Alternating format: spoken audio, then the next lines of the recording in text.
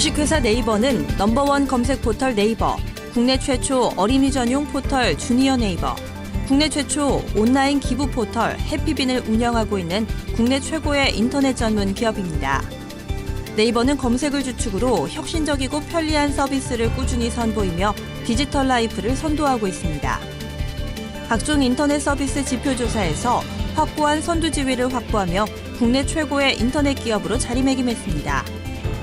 또 네이버는 핵심 서비스인 검색 분야에서 검색 광고 등을 통한 안정적인 수익 모델을 발굴하고 이를 성공적으로 시장에 정착시켜 국내 최고의 수익률을 자랑하는 인터넷 기업으로 성장했습니다. 이 밖에도 해외 시장 진출에 있어 선구적인 역할을 하고 있는 네이버는 자회사 라인 주식회사의 모바일 메신저 서비스 라인으로 글로벌 비즈니스 기반을 확보하는 데 성공했습니다. PC에 이어 모바일 플랫폼에서도 계속해서 그 가치를 실현하는 한편 해외에서도 그 소중한 가치를 인정받을 수 있도록 최선을 다하고 있는 네이버, 지금 시작합니다.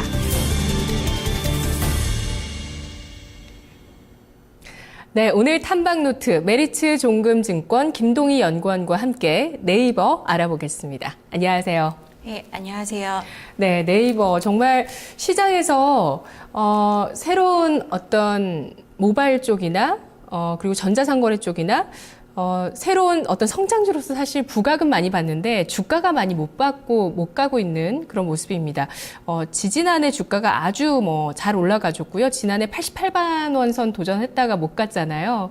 그래서 과연 네이버가 언제쯤 다시 또 그 성장 모멘텀 받을 수 있을까 많이들 궁금해 하실 것 같아요. 네. 어떤 질문을 많이 받으시나요? 일단은 네.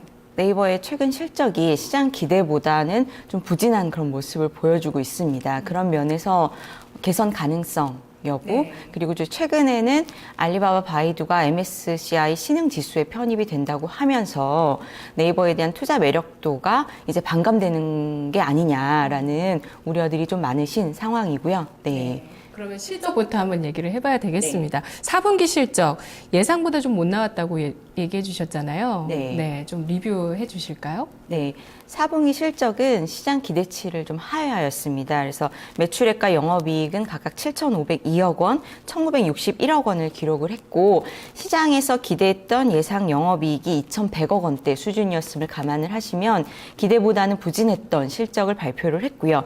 실적 하회의 주요한 이유는 예상보다 부진한 이제 콘텐츠 매출, 라인 스티커 쪽이 좀 부각이 되었는데요. 그리고 전반적으로 인건비라든지 마케팅비, 영업비용 증가가 좀 컸다라고 보고 있습니다. 네, 특히 그 네이버 실적 중에서 라인의 매출이 어떤 추이를 보이는가 이 부분도 중요할 것 같은데 4분기 라인 매출 어땠습니까? 라인 매출은 여전히 호조세를 시현을 했습니다. 총 매출 기준으로는 3,835억 원, 전년 대비 80% 정도의 성장을 보여줬고요. 순매출 기준으로도 2,217억 원, 60% 이상의 YOY 증가세를 시현을 했습니다. 그 부문별로 좀 브레이크다운해서 보시면 라인 게임의 경우는 전년 동기 대비 62% 증가를 하면서 여전히 굉장히 주요한 캐시카우라는 것을 이제 자랑을 했고 반면에 이제 스티커가 기존의 19에서 20% 비중에서 15% 중반으로 좀 떨어졌습니다. 그래서 그 부분이 좀 부진한 모습을 보여줬고요. 좀 긍정적인 시그널이라고 보여줄 수 있는 거는 광고가 그간의 10에서 12% 비중에서 15% 비중으로 올라섰습니다. 그래서 향후 장기적으로는 광고 쪽에서도 수익화가 본격적으로 가능하다라는 측면에 있어서는 좋게 보고 있는 상황이고요. 지역별 비중도 좀 중요하다라고 생각이 되는데 그동안은 전체 매출에서 80에서 90% 이상이 일본에서 발생을 했는데 지난 4분기 기준으로 일본 비중이 75%로 좀 내려왔습니다. 그래서 기타 동남아라든지 글로벌 시장에서 매출 비중이 증가하고 있다는 점은 향후 이제 매출 다변화 측면에서 좋은 시그널이다라고 보고 있습니다. 네, 라인의 실적 긍정적으로 평가하시네요. 그 라인의 게임에 치중됐던 부분이나 일본에 치중됐던 부분이 좀 다각화되고 있는 측면이 긍정적이라고 보시는 거죠? 네네. 예, 광고 비중이 늘어났고요. 또 동남아 쪽에 비중도 늘어나고 있습니다. 그렇다면 올해 네이버 전망을 해주시죠. 지금 과연 또 현재 주가 좀 낮은 수준이긴 합니다. 박스권의 하단 부근이긴 한데 뭔가 좀 구체화되면서 성장성을 보여줄 만한 대목이 있을지 네이버 전망 어떻게 하시나요? 기존 국내 네이버 온라인 광고 비즈니스는 전년과 유사한 10% 안팎의 성장을 예상을 하고 있습니다. 그래서 전체 광고 시장이 좀 부진함에도 불구하고 온라인 광고는 모바일 성장에 힘입어서 꾸준한 증가세를 보여주고 있는 상황이고요.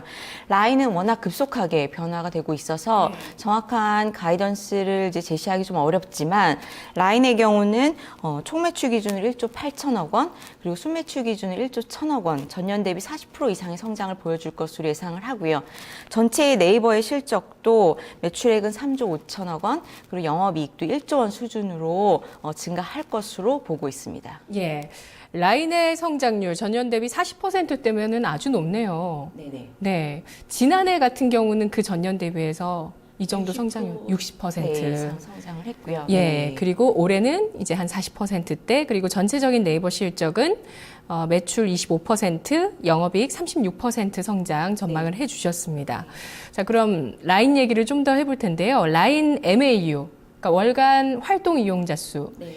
이거에 뭐 몇 억을 돌파했다 이런 내용들 좀 중요하게 시장에서 다루고 있는데 현황이 어떻고 또 올해 전망 어떻게 하시는지 말씀해 주시죠. 네, 라인의 성장 스토리는 여전히 가입자 측면에서도 유지가 되고 있다라고 네. 보고 있고요. 올해 MAU는 2억 명 돌파가 무난할 것으로 보고 있습니다. 13년 말 기준으로 라인의 MAU는 1억 3천만 수준이었고요. 작년 말 기준으로는 1억 8천만을 돌파한 것으로 파악이 됩니다. 그래서 시장의 기대보다는 속도가 좀 늦을지는 몰라도 꾸준하게 가입자, 액티브 유저는 증가가 되고 있는 상황이고 최근에 1천만 이상 가입 국가로 터키가 신규 추가가 되었습니다. 그래서 글로벌 시장에서 1,000만 이상의 가입자를 확보한 나라가 12개 국가로 지금 확대가 된 상황이고요. 네.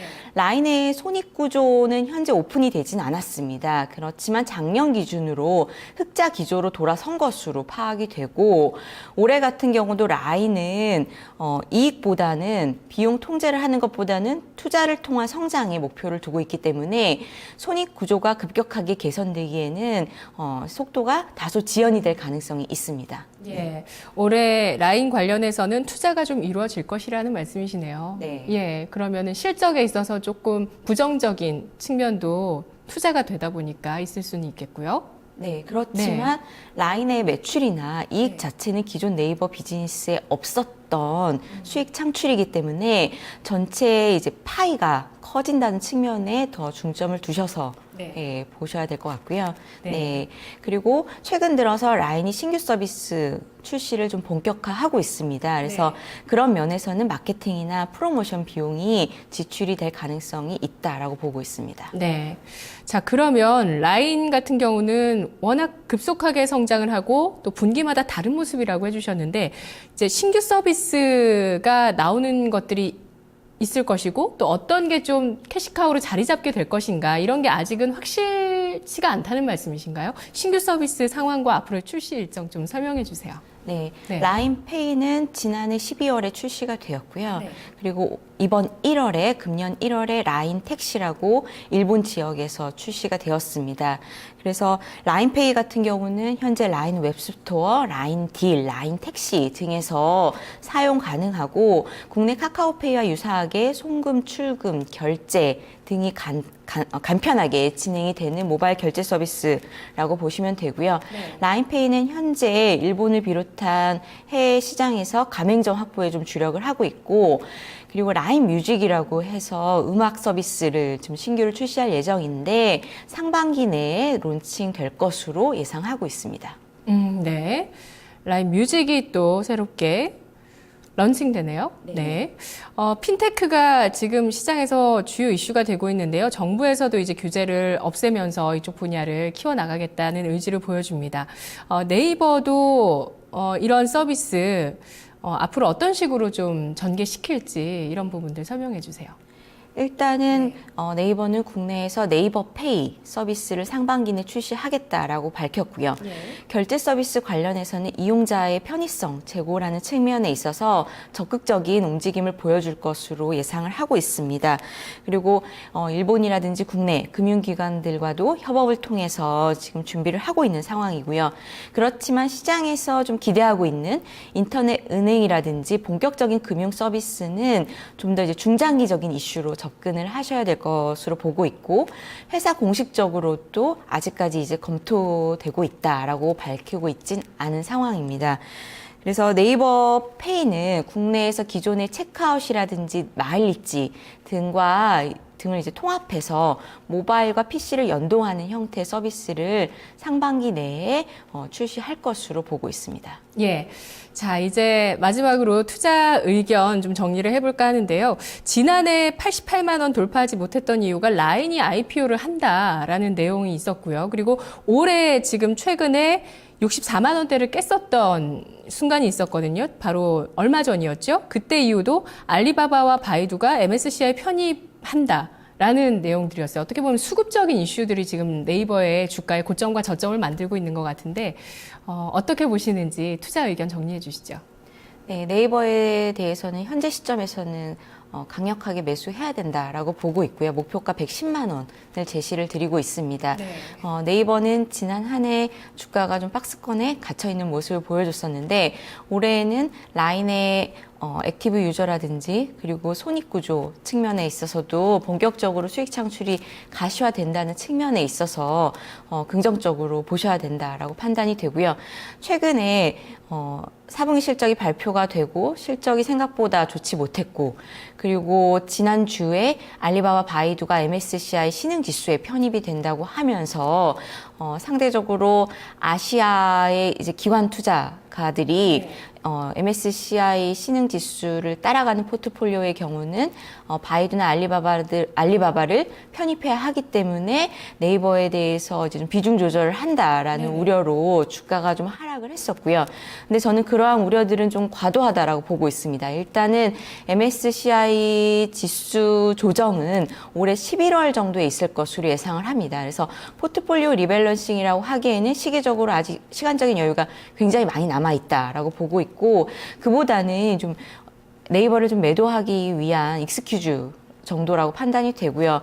본연의 이제 펀더멘탈로 돌아가서 네이버를 봐야 되는데, 우선적으로 첫째는 네이버의 성장은 계속되고 있다라는 거고, 가입자단 가치 측면에 있어서는 글로벌 위챗이라든지 국내 이제 카카오 대비 가입자단 가치가 그 글로벌 서비스의 경우는 100에서 한 150달러 정도로 평가를 받고 있는데, 네이버 라인의 경우는 80달러대에 머물러 있습니다. 그래서 저평가되어 있다라는 측면, 그리고 올해 국내나 해외에서 네이버페이, 라인페이 등을 통해서 결제 서비스 그리고 커머스 등의 비즈니스를 강화시키고 있다라는 측면을 감안을 하시면 현재 최근의 주가 하락은 오히려 비중 확대를 위한 기회로 보셔야 된다라고 판단하고 있습니다. 알겠습니다. 잘 들었습니다. 연구원님 고맙습니다. 네, 감사합니다. 네, 네이버의 주가가 현재 박스권의 저점 부근에서 움직이고 있는데요. 현재 67만 원대, 저희 방송 진행되면서 상승으로 돌아섰네요. 67만 원대 나타내고 있습니다. 라인의 성장 스토리 유효하다. 또 카카오 대비해서도 저평가되어 있다는 측면, 그리고 네이버페이와 라인페이 앞으로의 성장성 기대하고 있습니다. 김동희 연구원과 함께 네이버 알아봤습니다.